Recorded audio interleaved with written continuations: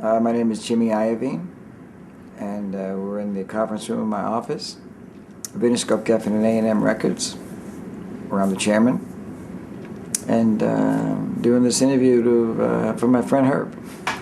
The bad news is that it's really tough right now in the music industry, but the good news, there's a lot of, for the same reason, there's a lot of communication, very easy ways to communicate and get your music out to the audience. And there's a lot of great technology and to be able to help you create your music and get it on some form of digital form, so you can upload it to the internet, different sites, or hand out CDs at shows and stuff. But the most important thing is that you learn your craft. Don't get ahead of yourself. First of all, I think it's very, very important that artists today be multifaceted, be able to see their own video or story, or make it, or film it themselves, make their own website. I mean, you don't have to do that. If you're born Bob Dylan, you don't have to do that. But I think having a wide view of media and everything that's going on is really, really important. It's a real asset. You don't have to do it, but it's a real asset to have. So I would but on the other hand, you really have to, if you're in a band, make sure that somebody in the band or a group of the people in the band can write and really write and be very tough on the songs.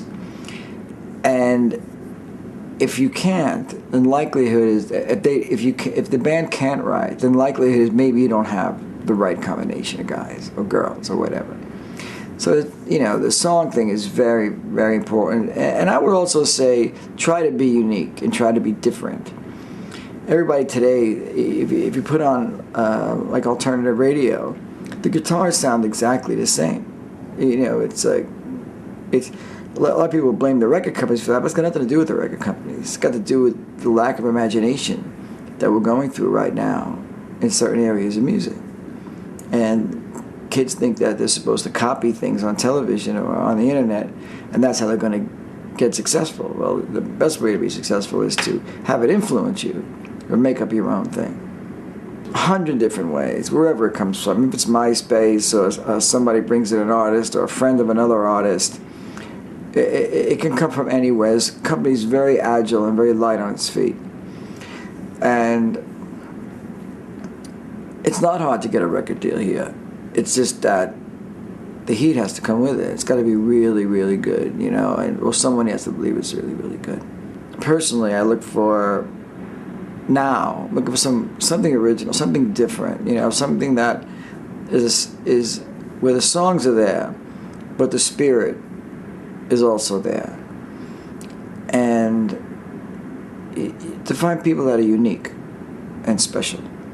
Well, I mean, I believe that people want all the music and they want access to all the music, whether it's download or subscription, and there's also a lot of talk about advertising models or a combination of. But I believe that, I think that people really want access to all the music, be able to have great editorial, though. See, right now we don't have any really great editorial in the industry. No one knows what to buy. There's 3 million songs online or whatever it is, and no one knows what to buy. There's no, there's no people helping. There's no sites that are really, really good at explaining music and walking you through it and walking you through those sites. Some of them are very good, but they're also very dry.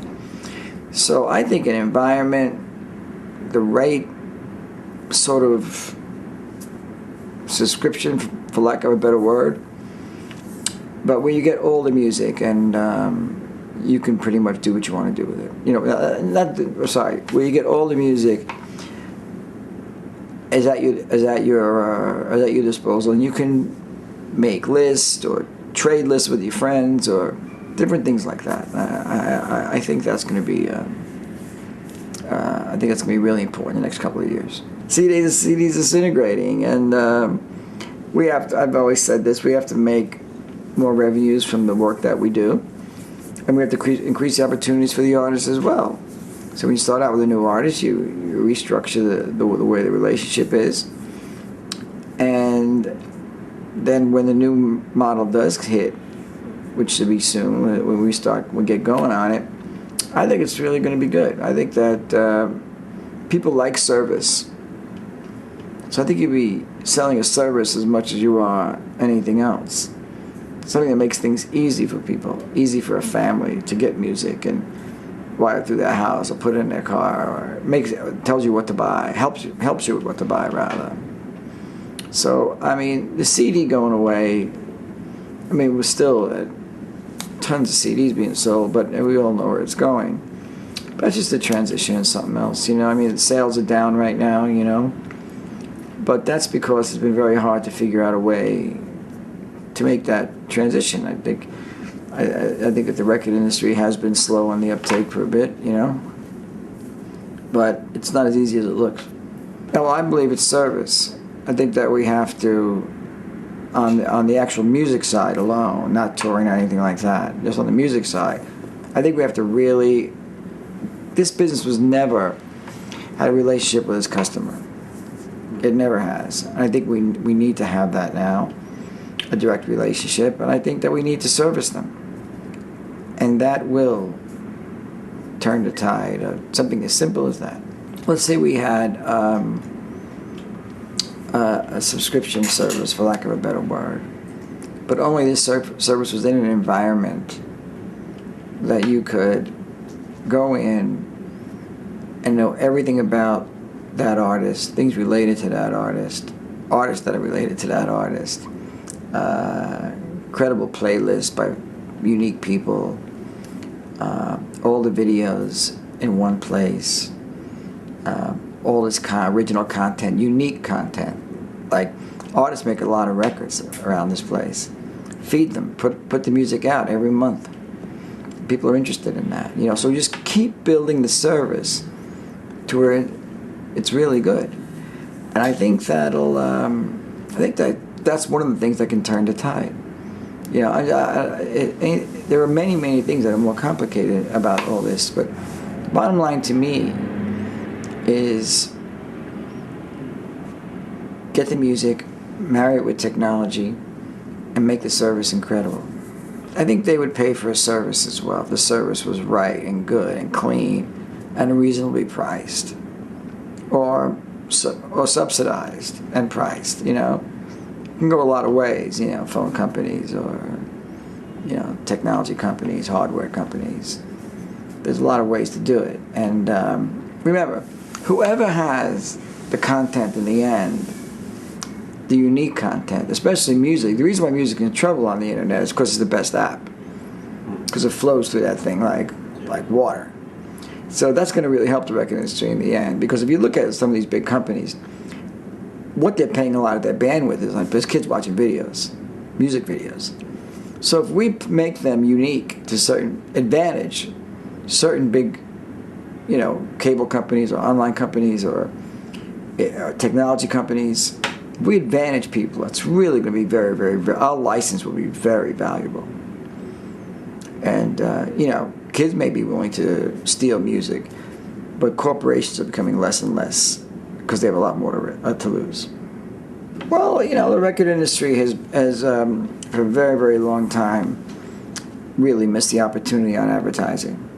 I mean, we're the only people in the world that gives away the content, someone else advertises around it, and we call it promotion. Now that is just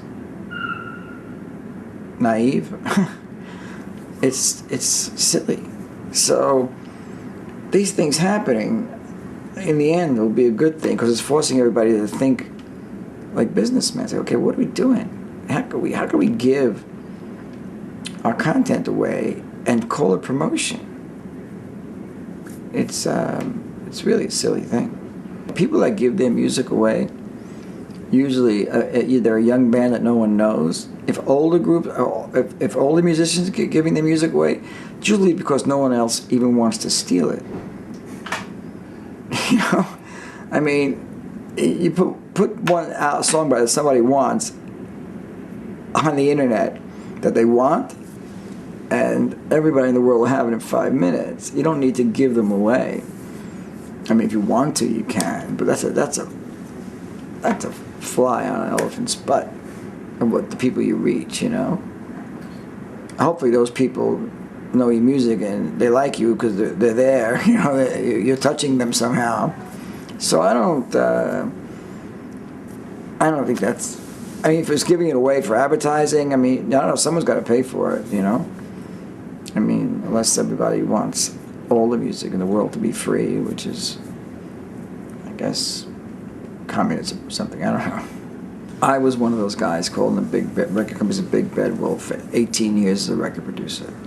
What happens is, you make a record, you sit in the studio, and you kill yourself. It is so hard, and you're doing the best you can, and you really think you've created, you know, Sgt. Pepper. When in fact you didn't. The hardest thing for any artist to do, including when I was a record producer, for me to do, was to look in the mirror and say, you know what? It was me. Everybody wants to be Shaggy and says it wasn't me. But the fact is that sometimes it is the record company, and a lot of times it's the artist. But the artist, simply by what they're called, artist, they get a voice like that, and it's a very easy target. My album was great. It wasn't me. It was that building, you know. And you know, what can you do about that? So it's over the years, it's eaten away. Now some of it's valid. In the early days of the record business, people weren't getting paid and all this other stuff, whatever. You know, that's all true, and that carries over as well. Sometimes it is the record company's fault. Sometimes people are just incompetent, you know. But a lot of times it's the music, stupid. Right now, some of these guys in urban pop music and hip hop are brilliant. You know, Pharrell, you know, Timbaland, Dr. Dre, you know, Akon. These guys, all guys are really, Will.i.am, all really talented guys. They do it all. They can write it, produce it, you know, make the drums. They play, you know, they can do it. They can do anything. But I think what a great producer is somebody who is born or real strong combination of natural talent and learned ability to feel what excites and can move popular culture and helps guide people to that end. It's about moving. It's the real goal for all of us is to move popular culture. That's what we're trying to do. Yeah, everybody wants to get paid, and that's very, you know, it's very popular these days. I mean, talking about it, you know. But the fact is, what we're really trying to do is impact popular culture. And when you can do that, it's really rewarding. So a great record producer understands that instinctively and does everything he can to help move the needle. I would learn how to work all the great equipment. I think that's a fabulous thing to have in your whole life, no matter where you go. The fact that I know how to work a console today helps me so much in everything that I do, because I have a feel for electronics. I have a feel for what the stuff does. You know, I just kind of know, you know, when you grow up like that, you know. You should, talk about producers, right? Yeah. You should know music. You should learn the piano. You should be able to communicate. You know, if somebody changes the key, you should know, right? And you should hustle and look for talent. And know that it's not a job. It's a passion and a vocation. And you can't do it part-time. I couldn't. Well, I'm hoping that we turn into a major platform, which could look like anything. It could look like a network. It could look like it could look like, you know, iTunes on steroids rather. It could look like anything. But what I'm trying to do is build out that infrastructure to where we can deliver, whether it's, you know, going partners with, you know, older DJs across the country, or just something as simple as, not simple, but building an online presence with one of the social networks or one of our own, where we can just put out entertainment. And Interscope's not going to always, it'll never only put out music. We just don't work like that. We'll make movies, we'll make television shows, we'll do shorts, we'll do direct to telephone. You know, we do a lot of crazy things. I'll sign anybody that's really gifted at almost anything that resembles popular culture. If I met a great artist, painter, sculptor, I back him. That fits right in here as far as I'm concerned.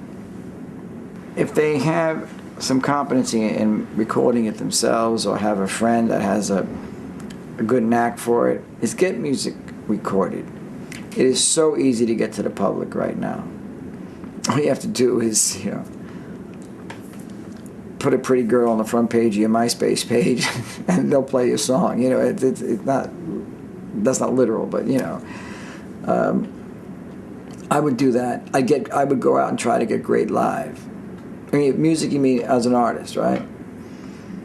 I really work on my live thing, because that's really not a lot of, it's really an asset right now, but people don't really work as hard as they should on it. Some people do. Some bands do. You see they get real audiences in certain cities, and they start to build their thing, get on tours, and they really hustle. And,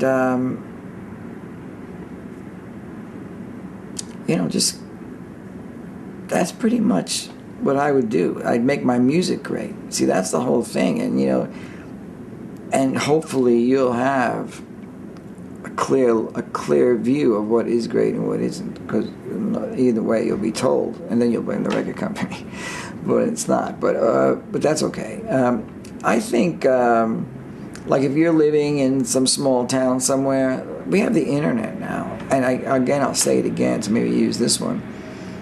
The fact that the internet is hurting the sales of music so much, it is also making it so easy to communicate with people about music. It's so easy. And the record industry has to get itself in the flow. And it will. It will. There's no doubt. But artists, if they really want it right now, they can find out what they've got.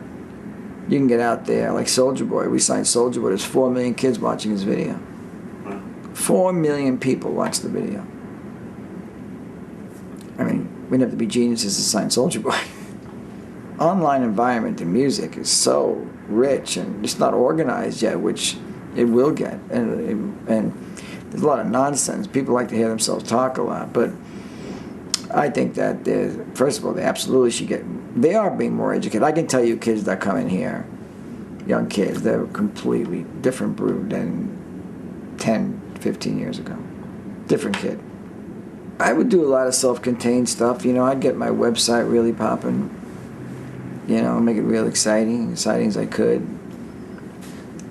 But I'll tell you, in the way this world is right now, when you've got 6 television shows auditioning 2 million people each around the world, or 10 television.